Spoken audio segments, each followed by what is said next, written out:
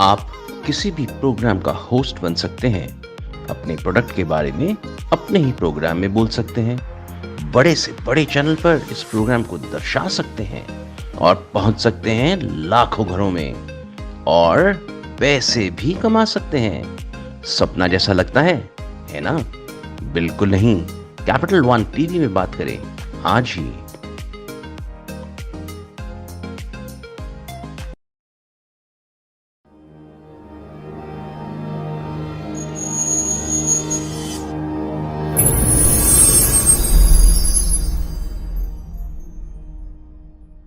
Welcome to my show doctor Meenu's show for good health. Vastu के बारे में हम सब जानते हैं। जब भी हम कोई प्रॉपर्टी लेते हैं तो हम किसी वास्तु कंसल्टेंट को बुलाते हैं ताकि वो आके देख सकें कि वो रहने वालों के लिए हेल्थ, वेल्थ, प्रॉस्पेरिटी वाइज, या फिर अगर कोई हमारा ऑफिस है तो वहाँ पे हमारे फिनेंशियल गेन्स और सक्सेस के हिसाब से वो जगह ठीक हो। आज मैंने अपने स्टूडियो में जिस गेस्ट को बुलाया है वो एक बहुत ही खास शख्सियत हैं। इंडिया में तो ठीक है, पर 70 देशों में वो अपना नाम वास्तु में कमा चुके हैं और YouTube के ऊपर उनके करीब 3 लाख से ज़्यादा सब्सक्राइबर्स भी हैं। और दोस्तों, इन्होंने जो बुक लिखी है वास्तु फॉर हार्मनी, वो वास्तु में बेस्ट सेलर मानी जाती है। तो आइए मिलते हैं वास्तु नरेश से। Welcome to the show Naresh ji. नमस्कार। तो नरेश जी, आप हमें ये बताइए कि वास्तु से हम अपने हेल्थ प्रॉब्लम्स को कैसे दूर कर सकते हैं? पहली बात जो आपने शुरू में बोली कि नॉर्मली लोग जो हमें बुलाते हैं वो ऐसे बुलाते हैं कि ये प्रॉपर्टी हम घर के लिए ले रहे हैं या ऑफिस के लिए ले रहे हैं या फैक्ट्री के लिए ले रहे हैं, ये चीज़ कहाँ रखें, कैसे रखें, ये सब चीज़ें पूछते हैं। लेकिन कम लोग इस बात को जानते हैं कि वास्तु का जो सीधा इम्पैक्ट है वो हेल्थ से ही है। ओके। 5 एलिमेंट्स की हम बात करते हैं, जल, वायु, आकाश, अग्नि, पृथ्वी की बात करते हैं। कम लोगों को मालूम है कि वो सिर्फ उस प्रॉपर्टी में ही नहीं होता है, उस घर में ही नहीं होते हैं, वो हमारी बॉडी के अंदर भी हैं। बॉडी के अंदर कहाँ पर है हम बात करें, बड़ी सिंपल सी बात है कि यदि किसी को सांस लेने में दिक्कत हो रही है, दमा है, अस्थमा है, तो आप देखेंगे कि उसके नॉर्थ वेस्ट में यानी वायु के क्षेत्र में कोई ना कोई समस्या है। अब हमारी बॉडी के अंदर वायु कहाँ है? हम फेफड़ों की बात करते हैं, लंग्स की बात करते हैं, वो जिसकी बात उसमें से वायु रहती है। अब दूसरी वायु तत्व की मैंने एक बात बोली, समझा रहा हूँ, थोड़ा सा हल्का सा थ्योरेटिकल लगेगा बट आपको फिर ट्रस्ट बन जाएगा, इसलिए थोड़ा सा बता रहा हूँ। हालांकि जो हम प्रोफेशनल ट्रेनिंग कराते हैं उसके अंदर ये सब चीज़ें बताते हैं। इसी तरीके से जो हम आकाश तत्व की बात करते हैं वो कहाँ पर है? वो यहाँ पर है। इसी तरीके से हम जो पृथ्वी तत्व की बात करते हैं वो कहाँ है? हड्डियों में। और जब हम जल तत्व की बात करते हैं, ह्यूमन बॉडी के अंदर लगभग 70% के आसपास में जल है। ये तो साइंस ही बोलती है। चलो, शास्त्र के तो बहुत से लोग मानते ही नहीं, हालांकि मैं तो शास्त्रों को साइंस से भी ऊपर की चीज़ मानता हूँ। बट फिर भी जिस साइंस की आप बात कर रहे हैं मैं वहाँ बात करता हूँ कि वहाँ पर जितने इस पृथ्वी पर पानी है, ठीक उसी रेशो में हमारी बॉडी के अंदर भी पानी है। तो उसको अगर हम बैलेंस करते हैं इस तरीके से, मैं ये कहने का मेरा मतलब ये था कि ये 5 एलिमेंट्स हमारी बॉडी के अंदर भी विराजमान हैं। उसको यदि हम बैलेंस करते हैं वास्तु के हिसाब से तो हमारे को उसमें हेल्थ का भी रिजल्ट आता है। और वास्तु का पहला जो बेनिफिट अगर हम बोलेंगे वो हेल्थ ही है। पैसा या नेम एंड फेम वो उसका बाय प्रोडक्ट है जी, वो तो आएगा ही आएगा। तो ये मैंने कहने का मतलब ये था कि यदि किसी को दमे की, अस्थमे की कोई ऐसी या सांस लेने में दिक्कत होती है तो उसके नॉर्थ वेस्ट में दिक्कत होती है। ओके। हर चीज़ तो वो अपने बॉडी का भी देखेगा और उस घर का भी देखेगा, दोनों चीज़ों में।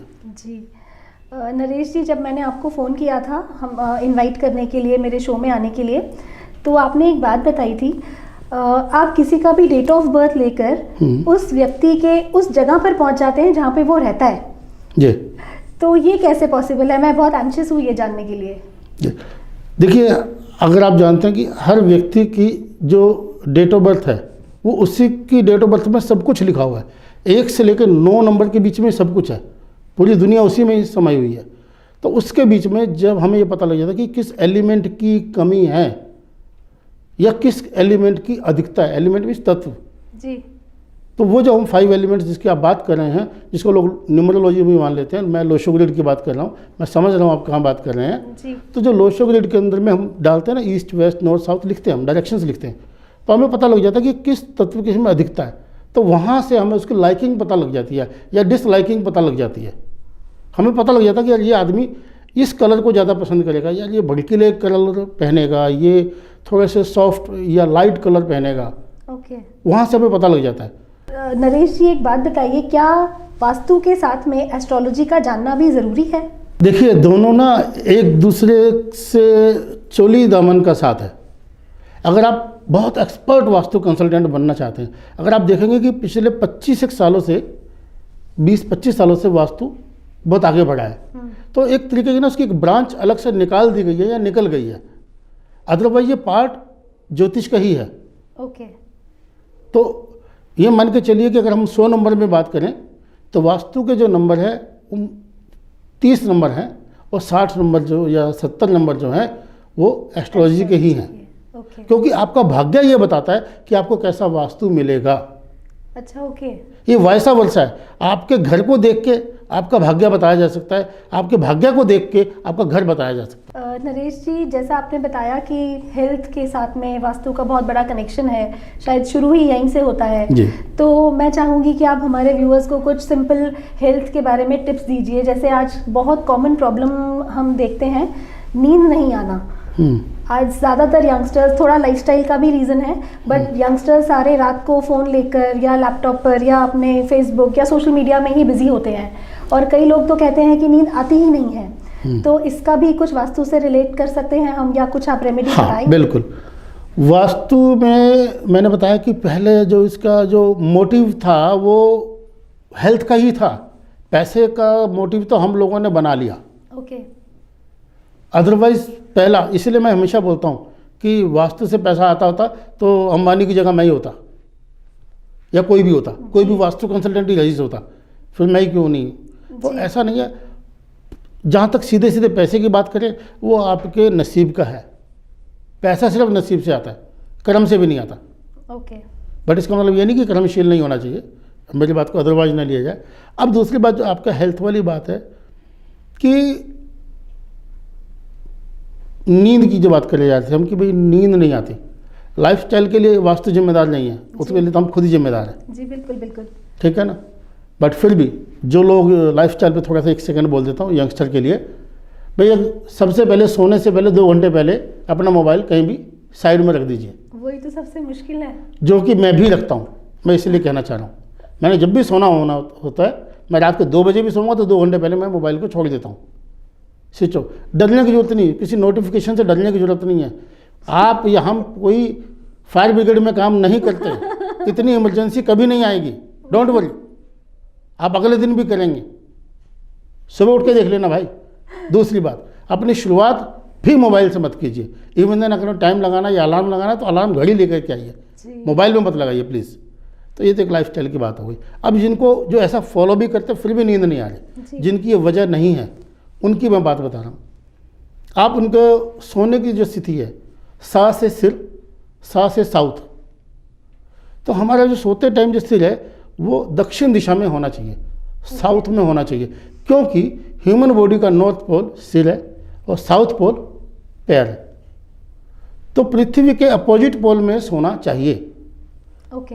रीज़न, क्योंकि जब हम अपोजिट, आपने 2 मैग्नेट लिए होंगे बचपन में, मैं खेलता था, शरारती था, जी। अभी भी हूँ। तो उस समय जो है अगर आप सेम पोल में करते हैं तो वो दूर दूर भाग जाते हैं जी, और अपोजिट पोल में करते हैं तो अट्रैक्ट करते, चिपकते हैं। जी। तो हमारे को पृथ्वी के अपोजिट पोल में सोने में ज़्यादा बेटर है। सेम पोल में सोएंगे तो उधर से हमारे को नॉर्थ पोल धक्का दे रहा है, इधर से साउथ पोल धक्का दे रहा है, तो नींद नहीं आएगी, ब्लड सर्कुलेशन ठीक नहीं रहेगा और जाने अनजाने हमारे को और भी रोग हो जाएंगे। उस पर आगे चर्चा करते हैं। जहाँ की नींद की बात है तो पहली चीज़ कि हमारे को सोते समय हेड साइड ठीक होनी चाहिए, यानी साउथ में होना चाहिए। आज जगह कम होती है महानगरों में, खाट पे तो हम सोते नहीं जी, मैं भी नहीं सोता हूँ। अदरवाइज जो बेस्ट सोने का तरीका है वो खाट है, पंजाबी में बोलते हैं ना मंजी। जी। वो मंजी में क्या होता है, उसके 4 पाए यानी लेग्स होते हैं और वो एक बुनाई होती है उसकी रस्सी की। आप दरी बिछाओ, चादर बिछाओ, सो जाओ, नींद आती थी। अब हम 4 इंच के गद्दे से शुरू हुए थे, 12 इंच के गद्दे पे आ गए हैं, नींद फिर भी नहीं आती, क्योंकि उस बॉक्स के अंदर में या तो कोई ना कोई बर्तन या जूते या चप्पल या कोई ऐसी चीज़ पड़ी होती है, उसकी भी एक एनर्जी होती है, उसकी भी एक सिस्टम होता है जो कि हमारे को डिस्टर्ब करता है। तो अगर फिर भी मजबूरी है, रखना पड़ता है, तो उसके अंदर केवल कपड़े या बिस्तर रखिए। ओके ओके, ये तो बहुत इंपॉर्टेंट टिप है। हाँ, दूसरी बात, हम जब सो रहे हैं तो देखिए कि हम मतलब कोई भी बॉडी का पार्ट उसमें रिफ्लेक्स तो नहीं हो रहा। ओके, मिरर रिफ्लेक्शन की बात करें, टेलीविजन या मिरर। हाँ, टेलीविजन अब सब एलसीडी होने लगे तो वो रिफ्लेक्ट नहीं करते, बट जो पुराने टीवी है तो करते ही हैं। जी। तो किसी भी शेप में, चाहे वो अलमीरा में लगा हो, चाहे वो ड्रेसिंग टेबल में लगा हो, या बेड में भी लगा हो, वो आपको दिक्कत करेगा ही करेगा। देर सवेर आपको नींद आपको तब आएगी जब आप बिल्कुल यानी आपको दिमाग को नींद नहीं आएगी, आपके शरीर को नींद आएगी। बहुत ही सिंपल टिप्स दिए आपने ये तो। नरेश जी, आजकल हार्ट डिजीज़ बहुत कॉमन हो गई है। आजकल यंगस्टर्स में भी ये पाया जाता है कि बच्चों को यंग एज में भी हार्ट अटैक की प्रॉब्लम हो जाती है, तो इसमें भी वास्तु का कोई निवारण है? देखिए, वास्तु के अंदर जो है, अगर हम हार्ट की बात करें, चाहे हमारी पर्टिकुलर हार्ट अटैक को हम हार्ट की प्रॉब्लम नहीं बोल सकते, वो तो उसका रिजल्ट हो गया। जी जी जी, वो तो एंड रिजल्ट हो गया। जी। मान लीजिए कि ब्लॉकेज ज़्यादा है, उसको कुछ वैसे स्टंट पड़ गया, या उसको 2 बार 3 बार एंजियोग्राफी करानी पड़ गई, ठीक है ना, ये सब हार्ट की प्रॉब्लम है। तो आप बात कर रहे थे हार्ट अटैक की। ईस्ट डायरेक्शन में यदि कोई भी दिक्कत है, मान लीजिए स्टेयर्स है, कटा हुआ है, हैवी है, तो वहाँ पे जो रहने वाले लोग हैं जिनकी आयु लगभग 42 साल से 58 के आसपास की है, उनमें से जो भी उसका अर्निंग मेंबर होगा उसको हार्ट अटैक आने की संभावना 70% तक है, जबकि उसका लाइफस्टाइल सही भी हो सकता है। ओके जी, तो एक चीज़ ये है।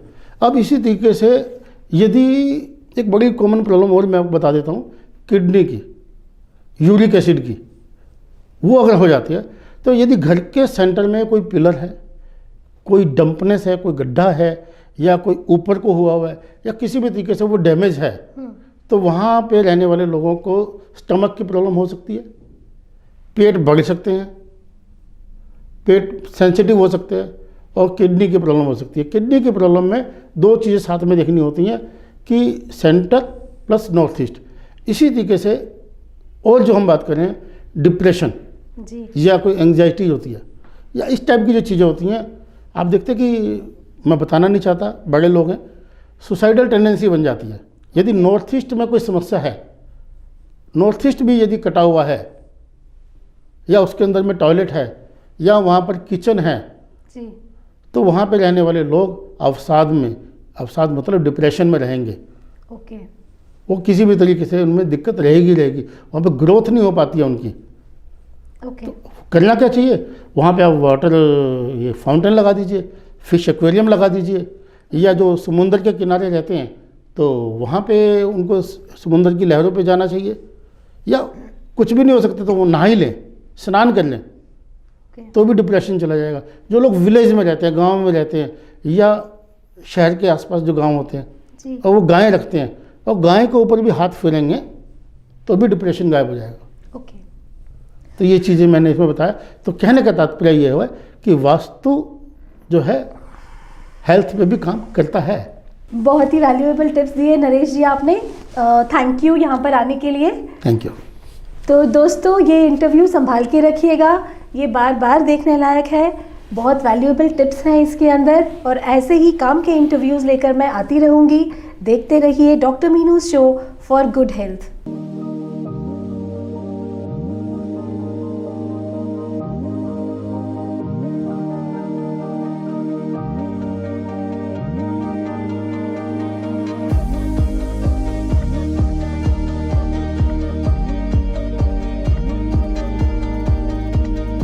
काश कोई ऐसा टीवी प्रोग्राम हो जहां आपके हुनर के बारे में चर्चा हो।